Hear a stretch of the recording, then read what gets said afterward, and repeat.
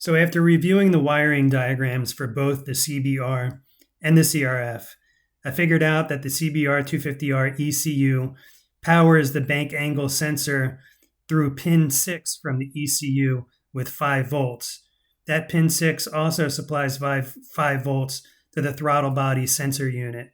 The CRF supplies 12 volts to its bank angle sensor from the ignition, which is also tied into several other sensors, fuel pump circuit, coil, and many other things. So the bank angle sensor on the CBR runs off of 5 volts, and the bank angle sensor on the CRF runs off of 12 volts.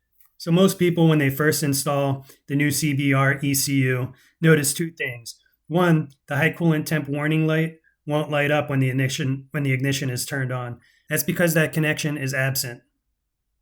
Secondly, if you have the stock bank angle sensor connected, when the bike is started, it'll do 5 long blinks and 4 short blinks, signifying DTC Code 54, which is for your bank angle sensor. So before you get started on correcting this error, there's a couple things that you're going to need. First, you're going to need the bank angle sensor from the CBR250R, model years 2011 and 2013. Second, you're going to need the plug that connects to the bank angle sensor that you can wire into your harness. Third, you're going to need some wire.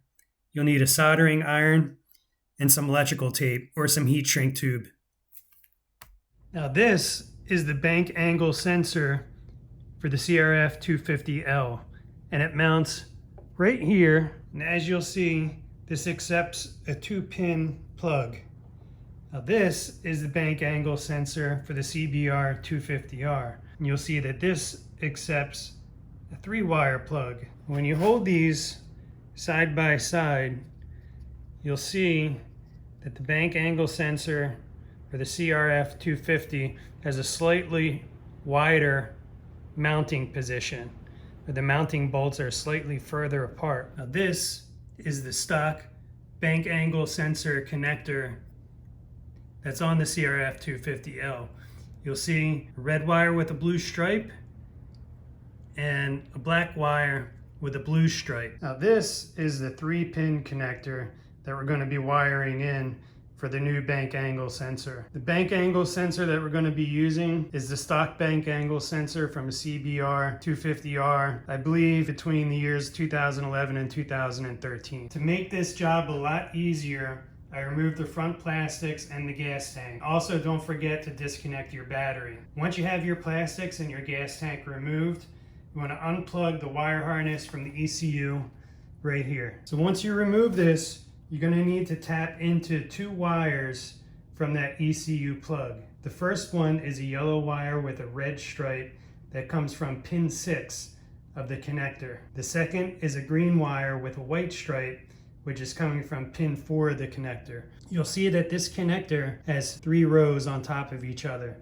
So pin 4 and pin 6 are going to be right in that top row, and it starts counting up from pin 1, which is the furthest on this side. So 1, 2, 3, 4, and then 5, 6 are the 2 wires that you're going to be accessing. So that yellow with the red wire supplies 5 volts that's going to be needed for the new bank angle sensor. The green with white wire is a sensor ground, not to be confused with the chassis ground.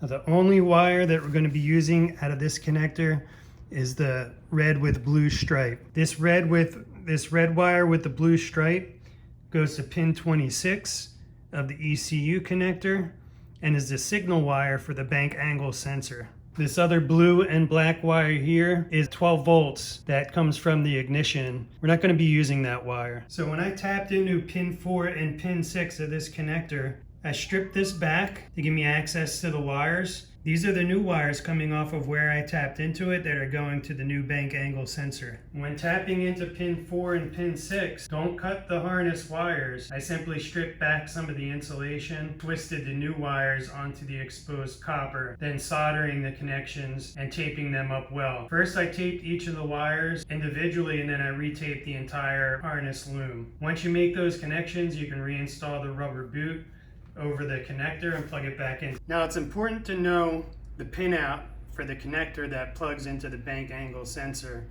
That way you can make sure that you connect it to the right wires. So hold the connector oriented so that the side that plugs into the bank angle sensor is facing you. So oriented like this. Then you want to rotate it so that the depression or release lever is facing upwards, just like so. Now the wires should be connected in the following order. The wire all the way to the left needs to go to the green and white or the ground. The wire in the middle goes to your red or blue or your signal wire. And the wire all the way on the right is your yellow and red. If you substituted other colors when you did your wiring, just make sure you remember what colors that you used. As you see, this connector has some different color wires, so I'll just make sure that I match them up properly. Okay, so I have the new connector wired in here. I didn't clip off the old connector in case anyone ever changes this back. I just spliced into it, so that's still part of the harness. So now I'm going to attach the new bank angle sensor to these original mounting points using zip ties.